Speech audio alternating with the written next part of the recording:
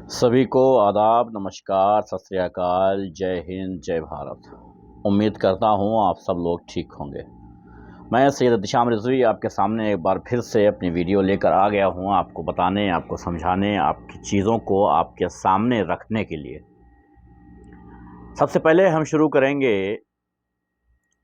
एक उस इनकाउंटर पे अपनी बात रखने की कोशिश करेंगे जो आजकल हॉट टॉपिक है। जी हाँ, एक 20 साल का सुल्तानपुर का लड़का, डिस्ट्रिक्ट सुल्तानपुर यूपी का लड़का, 20 साल का मंगेश यादव उसका नाम बताया जा रहा है, जिसका इनकाउंटर यूपी पुलिस ने किया है।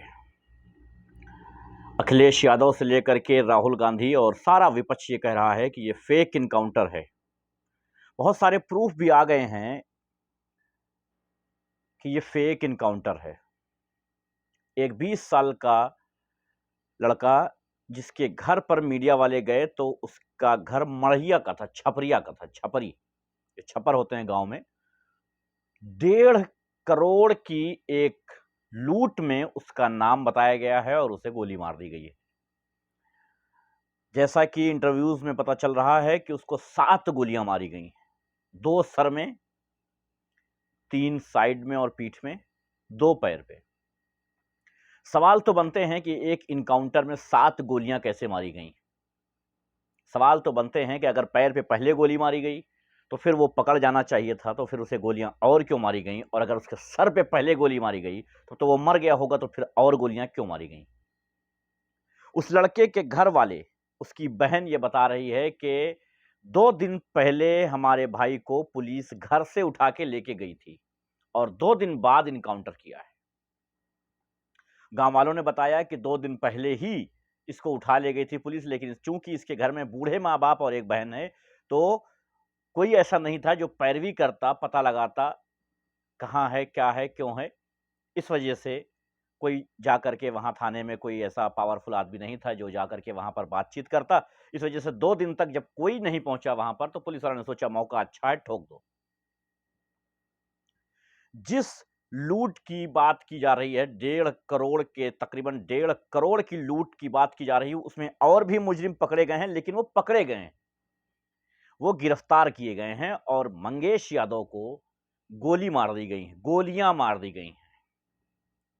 जो पकड़े गए हैं वो बड़े-बड़े, मतलब वो 30 मार खां हैं, इसलिए उन्हें सिर्फ पकड़ा है। मैं नाम नहीं लेना चाहता हूं, बट वो 30 मार खां हैं, वो बड़े-बड़े ओहदे वालों के, बिरादरी जात के, जो भी होता है वो अपना यूपी में जैसा चलता है वैसा हो रहा है। जात बिरादरी वाला मसला जानते ही हैं आपकी, कौन किसकी। ये एक ओबीसी था। अच्छा, मसला ये है कि ये था कि यह नहीं था। मसला ये होता है, जिस दुकान से, जिस दुकान में लूट हुई है, डकैती हुई है, उस दुकान का मालिक ये कह रहा है कि मुझे सिर्फ 10% ही चीजें पुलिस ने वापस की है। पुलिस ने मुझे सिर्फ 10% वापस की चीजें, मेरी चीजें वो है ही नहीं है, वो गोल्ड वगैरह है ही नहीं, मुझे मिले नहीं, सिर्फ चांदी मिली है, गोल्ड वगैरह मिला ही नहीं, बड़ा कीमती गोल्ड है और वो मिला ही नहीं मुझे। तकरीबन 1.5 करोड़ का माल में 10% दुकानदार को दिया गया है और सारे मुजरिम पकड़ गए हैं उसके बावजूद।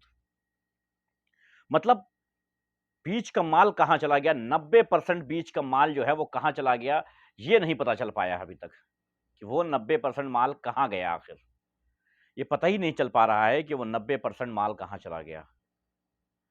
इस सोचने वाले ये भी सोच रहे हैं कि जब 90% माल को छुपाना था तो ये किया गया कि अब क्या किया जाए, मुजरिम तो सारे पकड़ गए हैं, अब तो माल दिखाना पड़ेगा कि कहां बेचा इन्होंने, क्या किया, हाजिर करना पड़ेगा सारा माल। तो एक कोई आदमी का इनकाउंटर अगर हो जाए तो ये दिखा दिया जाएगा कि जिसका इनकाउंटर हुआ था वो था मास्टरमाइंड और वही सारा माल लेकर के हजम कर गया था। और चूंकि उसका इनकाउंटर हो चुका है इसलिए वो माल पकड़ा नहीं जा सकता है। 1.5 करोड़ के माल में 90% जो माल रहा वो डकार गई पुलिस। अच्छा, ऐसा माना जाता है।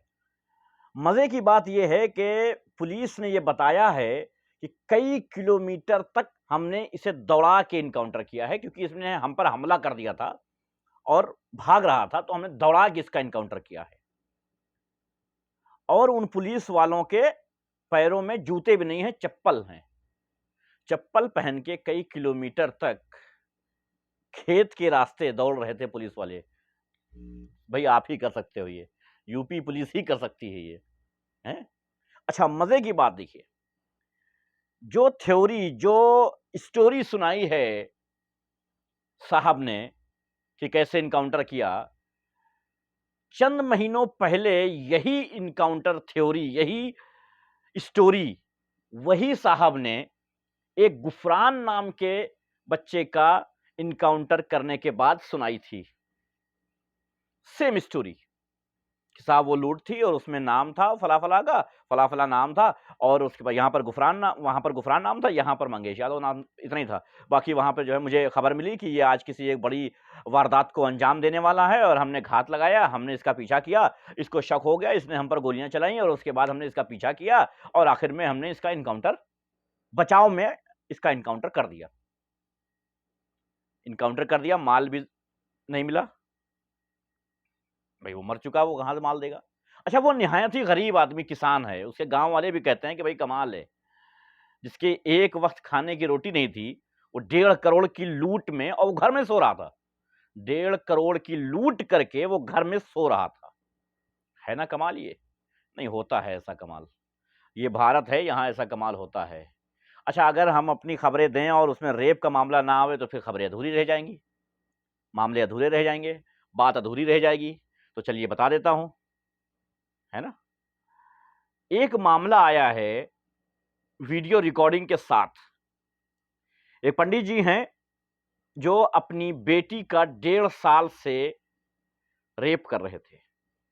जी हाँ, अपने घर में अपनी बेटी का रेप कर रहे थे। उसने अपने चचेरे भाइयों के ज़रिए पुलिस को इन्फॉर्मेशन दी, उस बेटी ने, पुलिस को खबर दी, लेकिन पुलिस ने कोई एक्शन नहीं लिया इसके ऊपर। 1.5 साल बीत गए, उस बेटी ने हार कर, मजबूर होकर अपने रेप की वीडियो बना ली। जी हाँ, वो जहाँ रहती थी, जिस कमरे में, जिस जगह पर रहती थी, उस जगह पर एक मोबाइल लगा दिया जिसकी रिकॉर्डिंग ऑन कर दिया। उसके पिताजी आते हैं और उसका रेप करके चले जाते हैं और सारी वीडियो रिकॉर्ड हो जाती है। उसके बावजूद में पुलिस ने एक्शन नहीं लिया तो उसने मजबूरन अपने ही रेप की वीडियो सोशल मीडिया पर अपलोड कर दिया और उसके बाद सोशल मीडिया पर गुहार लगाई कि मेरे बाप से मुझे बचाया जाए। जी हाँ, ये हमारा भारतवर्ष है, ये हमारा भारतवर्ष है। कमाल है ना? यही तो कमाल है, यही तो असल भारत है हमारा।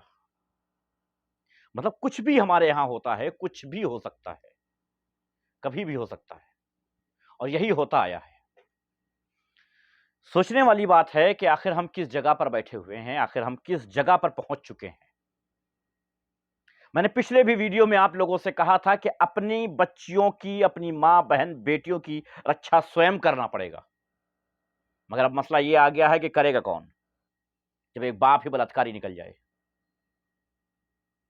तो याद रखिए, घर के हर फर्द यानी हर मेंबर को चाहिए कि अपने घर की औरतों को महफूज रखे, चाहे वो अपने घर वालों से हो या बाहर वालों से हो।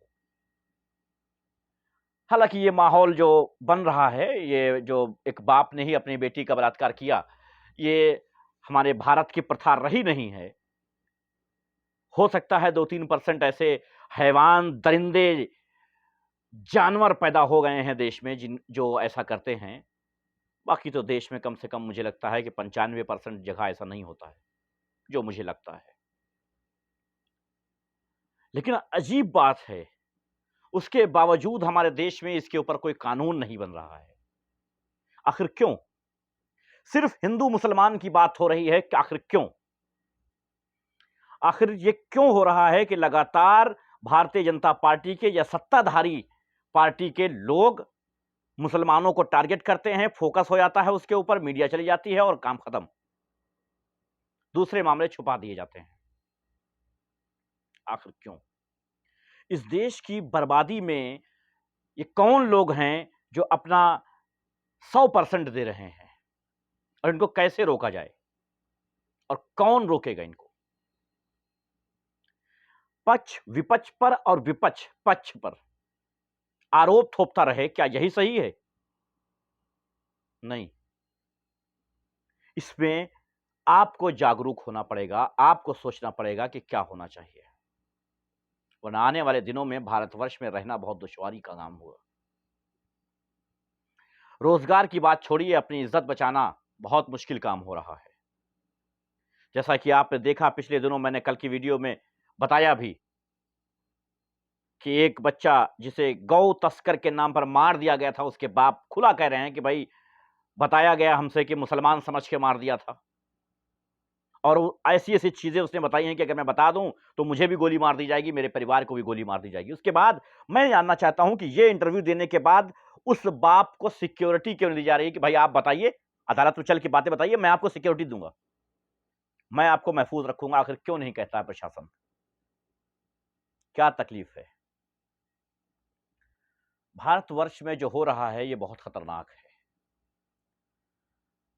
और इससे रोकने का, इस सब को रोकने का एक ही तरीका है कि आप सब लोग जो आवाम है, ये हिंदू मुस्लिम भूल जाए। ये भूल जाए कि कोई हिंदू है या कोई मुसलमान है। सबको इंसान की नज़र से देखे, हर आदमी, चाहे वो हिंदू हो या मुसलमान, एक दूसरे के धर्म को सोच करके उससे नफ़रत करना जिस दिन बंद कर दोगे, उस दिन सब ठीक हो जाएगा। वरना तुम्हारी भी बेटी महफूज़ नहीं रहेगी, ये बता दे रहा हूँ। तुम्हारा भी बेटा 20 साल का नौजवान जो होगा, पढ़ाई करता होगा, वो भी महफूज़ नहीं रहेगा, ये बता देता हूँ। अपने आप को बचाओ, अपने आप को बचाओ। बहुत सारे टॉपिक्स हैं जिस पे मैं वीडियो डालूँगा, और ऐसे-ऐसे टॉपिक्स हैं कि वीडियो डालने के बाद शायद फिर से मेरा चैनल बंद कर दिया जाए। शायद मेरा चैनल को फिर से रोक दिया जाए, खत्म कर दिया जाए। लेकिन मुझे डालना होगा, ये मेरी मजबूरी है। क्योंकि मैं अपने लोगों तक वो सारी बातें पहुँचा देना चाहता हूँ, जो उन तक नहीं पहुँच रही हैं। वो बारीकियाँ, वो ख़ास करके वो बारीकियाँ जो उनके परिवार के लिए ज़रूरी हैं। आप सबका बहुत-बहुत शुक्रिया, और मेरे चैनल को सब्सक्राइब ज़रूर करिएगा। क्योंकि जब आप मेरे चैनल को सब्सक्राइब करेंगे, तभी मेरा चैनल ज़िंदा रहेगा। मेरे चैनल को सब्सक्राइब करिएगा, कमेंट्स करिएगा, लोगों तक इस वीडियो को पहुँचाइएगा। बहुत-बहुत शुक्रिया आप सबका। धन्यवाद। जय हिंद।